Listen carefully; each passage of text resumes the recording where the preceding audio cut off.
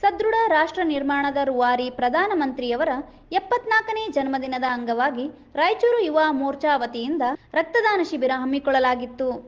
ರಕ್ತದಾನ ಶಿಬಿರವನ್ನು ವಿಧಾನ ಪರಿಷತ್ ವಿಪಕ್ಷ ನಾಯಕರಾದ ಚಲುವಾದಿ ನಾರಾಯಣಸ್ವಾಮಿ ಅವರು ಉದ್ಘಾಟಿಸಿ ಮಾತನಾಡಿ, ದೇಶ ಮತ್ತು ರಾಜ್ಯಾದ್ಯಂತವಾಗಿ ಪ್ರಧಾನಿ ನರೇಂದ್ರ ಮೋದಿ ಅವರ 74ನೇ ಜನ್ಮದಿನ ಅಂಗವಾಗಿ ಅನೇಕ ಕಾರ್ಯಕ್ರಮಗಳು ನಡೆಯುತ್ತಿದೆ.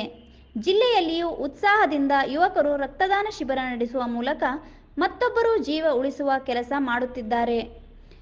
ಜೊತೆಗೆ ಇನ್ನೂ ಹೆಚ್ಚಿನ ವಿವಿಧ ಕಾರ್ಯಕ್ರಮಗಳ ಆಯೋಜನೆ ಮಾಡಲು ತಿಳಿಸಿದರು.